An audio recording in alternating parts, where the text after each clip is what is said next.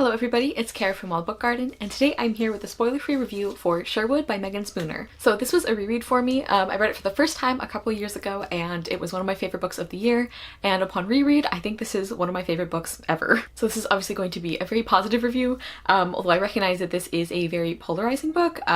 It has very mixed reviews, and I will start off with some of the reasons why this may or may not work for you. I'm going to take a page out of My Name is Marinez's book and start with that. And I also want to mention that I will have all the content warnings I remember from this book in the description box, so please check that out if you would like to. So Sherwood is a Robin Hood retelling that is centered on the character of Meagan. Robin is not actually, he's barely in this book. We start the novel actually with him being killed fighting in the Crusades. And again, Meagan is our main character, and this book really deals a lot with grief. It deals with how difficult it is for Meagan to come to terms with Robin's loss, and she kind of ends up taking up the mantle of Robin Hood. She doesn't plan to do this, but that's kind of what happens. And so the rest of the book is about what she chooses to do with that. This book deals a lot with the different ways that you can try to do good in the world. It deals a lot with the political climate at the time. It deals a lot with women's place, women's expectations in this era, and how Meagan doesn't feel like she fits into that. There's a lot of fantastic character development in this novel, and it's definitely a very quiet and character-focused story, but a really, really compelling one, at least I found. And as I said, I'm going to start off with a few things that may or may not make this a book for you. One reason I think that a lot of people didn't enjoy it is the take on the Robin Hood story. This is a very, very different retelling. Meagan Spooner does some really interesting and creative things with the Robin Hood story, which, as she points out in her author's note, the Robin Hood mythos is compiled from completely different centuries.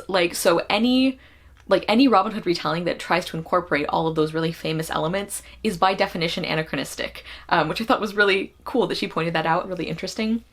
But anyway, so this is a very unusual take on the Robin Hood story, and if you have it depends on how connected you are to that original story, or, more or less original story, the one that people know most. If you have very strong ideas about what you want to happen in a Robin Hood retelling and the things that you are okay with being changed versus not okay with being changed, you might not enjoy this. I've mentioned several times that Robin Hood retellings are a real sweet spot for me. I obviously read a lot of retellings of lots of different kinds of stories, and the Robin Hood story is one that I think is at a really good spot for me because there are elements of the famous story that I really like and can enjoy, and reasons that I seek them out in retellings, but I don't have such a specific personal connection that I have all these very specific and strong opinions about what I want to happen or what I don't want to happen. Because there are some retellings where I have those feelings, and Robin Hood is not one of them for me. So I think that's one reason. Another reason I think this is very hit or miss for people is the romance in this novel. I personally really enjoyed it. I think it was developed really, really well, but that is an element that does not work for everybody. I also think that one of the complaints is that this book can be very slow. Some people were not happy with the pacing of this novel, and pacing is not usually something that bothers me. The thing that I care about in stories is if I am engaged, not how quickly things are happening. But I do think that you have a better chance of liking this novel if you're more of a character reader over a plot reader. There is some really interesting plot. I actually really enjoyed the story of this book as well, but if you don't really love these characters, or if you're not really invested in these characters, I think there probably are going to be spots where it feels very slow to you. So that's another thing. And then the last thing I want to talk about is the one on this list that actually irritates me, which I have mentioned before. And that is that I remember when I first read this book a couple years ago, there were quite a few reviews calling this book anti-feminist because of certain elements of the story. And that really bothers me because this is an incredibly feminist book I was gonna say in my opinion, but as possible as it is to be objective about books, I think that this is objectively a feminist book. The female characters in this book are making their own decisions that is consistent with their character and with what they want, and they do it in a way that enables them to be their truest self. And as I've said, I don't know how you get more feminist than that. I think if there are aspects of this book that you don't like, that's fine. I obviously complain about books all the time, but just because a female character does something you don't like, that does not make a book anti-feminist. So that's the one on the list that I actually take issue with. I know some people, I saw some reviews before that had that issue with this book, and that's the one that I would actually challenge and say, no, that's not true. These other ones are yeah, depending on your feelings, you might not like the romance or the pacing, or the choices that Meagan Spooner makes with the Robin Hood story, but I think this book has a really fantastic perspective on women, and that's actually one of the things I enjoy most about it. So that's kind of my introductory, like, why you may not like this book. And now I'm just gonna start talking about all the things I love about this novel. I really, really love Meagan as a main character, and if you saw my wrap-up, you saw I kind of struggled to describe the things I love about her so much. She's very loyal. She can be stubborn in a way, but not in a way that feels unwarranted or that feels like it is just for the sake of the plot. And she is willing to change her mind. I think she has a very fiercely good heart, and she is so determined to use her empathy for tangible good, like to use her position and to try to fix some of the things that she sees wrong in the world. And I just really admired her. I really loved her. I just really felt for her so much. The way that she struggles with losing Robin, and what this means for not just that she's lost this important person in her life, but also what it means for her future in this very patriarchal era in society. And I just really, really loved Meagan as a main character, and I think that's probably one of the reasons why other aspects of the book did not, like, I didn't have a problem with the pacing, because I was just loving these characters so much that I just enjoyed spending time with them. I also really love the writing of this book. I think that Meagan Spooner is just a very talented storyteller. I think she's really, really good at setting the scene and giving kind of the atmosphere or the feeling or the tone of the book without going over the top. Like, I really, really enjoyed the way the setting was done. It felt like an important part of the story, but it didn't take over the story. And as I've mentioned, I really, really enjoyed the romance in this novel. I think it's probably one of my favorite romances I've read. Like, I just think it's so interesting and so compelling, and I think the character development is done really, really well. I do wish we had seen more of these characters together, but as I said in my wrap-up, I think that's a reflection of how much I enjoyed their dynamic and their relationship as opposed to like a failing in the book. I also really, really loved the side characters, and this was something that I did not specifically remember from the first time I read this book, but upon reread, I just love this whole cast of characters so, so much. I love Marian's father, I love Marian's maid Elena and the friendship that they develop, and the way that there is still discussion of their different places in society. I really love that Meagan is willing to accept help from people, that she's concerned about people getting involved in her like vigilante justice kind of thing, but when people say, no, I want to help, I'm choosing to do this, she lets them, which I really, really love. And also I'll get into this a little more when I get into the themes of this book, but the perspective on these different female characters and the way that they are all shown to be valid ways of being a woman it just meant a lot. I really, really enjoyed that. There's one character who, like a friend of Marian's, who's not in the book a ton, but she is such a great example of a more traditionally feminine woman, and I love Meagan and this character's friendship, their dynamic. Again, even though she's not in the book very much, it feels very well done, and it just feels so accepting about different ways to be a woman. And after like when you read as many books with the not like other girls message as I have, it is just like a balm to the soul to read a book like this that is such a celebration of women being strong and intelligent and compassionate and like all of these wonderful things in many different ways. And even though Meagan does not ever feel comfortable in this very like traditional feminine mold, she never makes other women feel like they are wrong for being better at that, or for being more comfortable, or for enjoying these more feminine activities. And the book itself doesn't make that judgment either, and I just really, really love that. Another character thing that I'm really impressed with in this book is there are several times that I kind of call like, I don't know, retroactive character development almost, where like somebody finds out some information that changes their perspective on an event or on a character, and I think that's a really, really hard thing to do well.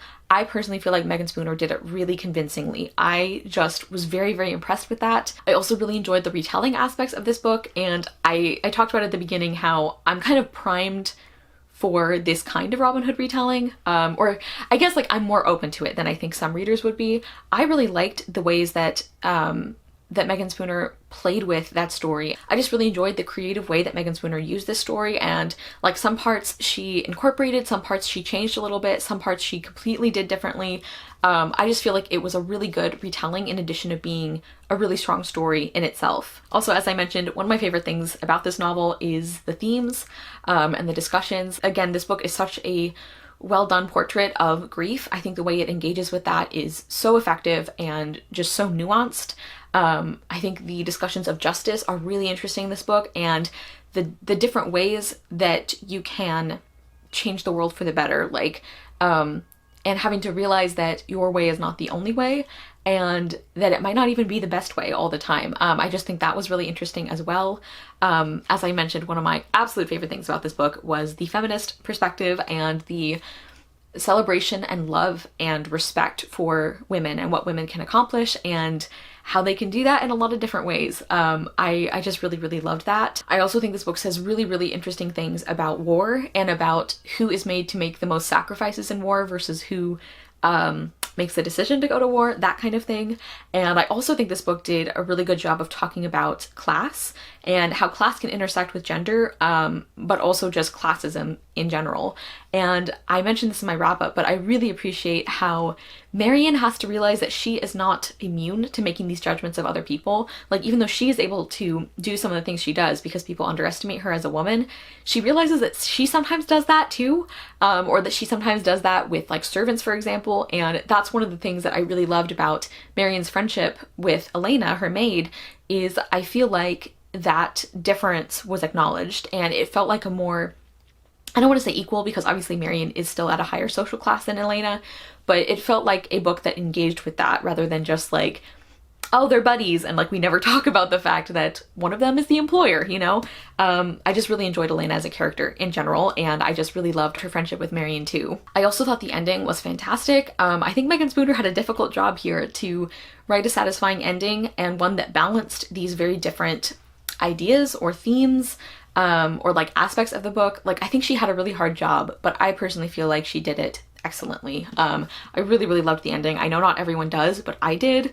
And then the last thing I'm going to kind of talk about is like sort of little details that I really loved about this book, that I just kind of want to point out because I think they're really great. So one of them kind of fits in with the feminist themes I was talking about, and that is that we several times get these small lines or references that are like a direct refutation of the not like other girls idea, which obviously I love because not like other girls is one of my most hated tropes in the world. And there are several times where like a character is talking to Meagan, for example, and says something about, well, ladies would never do that, or like ladies have not done that kind of thing. And Meagan like thinks to herself in response, or she might have even said this, I don't remember, you don't know ladies.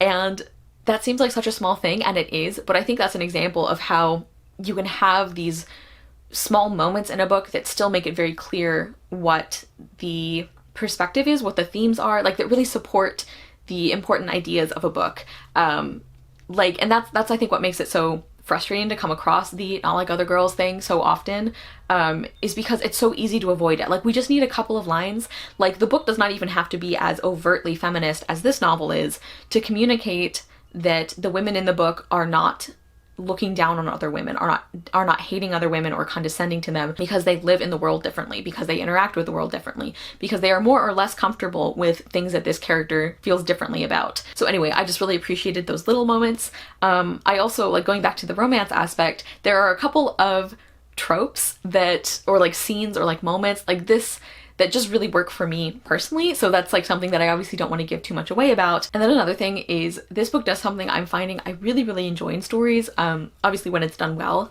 And that is when characters kind of realize that their relationship with another person or their interactions with another person is maybe not what they thought it was, in a very specific way. Like, they realize that they were valuing this person's relationship because of what it represented to them, because of what it could have meant, because of kind of like what it gave them, I guess, as opposed to who the other person is. And like, when that's done well, I just really, really like that as a trope, and I think this book did that brilliantly. And then the last kind of small thing I want to mention is this book does include a few very short flashbacks. You guys know I don't like flashbacks, but these were done so, so well. I think they added so much to our understanding of Meagan and of Robin and of like this story as a whole.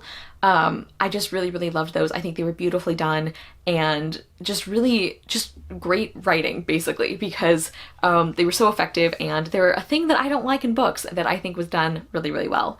So anyway, I obviously loved Sherwood. This is, again, one of my favorite books I think I've ever read. I understand it's not for everyone. Its average rating on Goodreads breaks my heart a little bit, so clearly it's not for everybody, but it obviously was for me, and I do think that other people could really love it as well, or could really enjoy it. And hopefully this review helped you figure out maybe which camp you might fall into.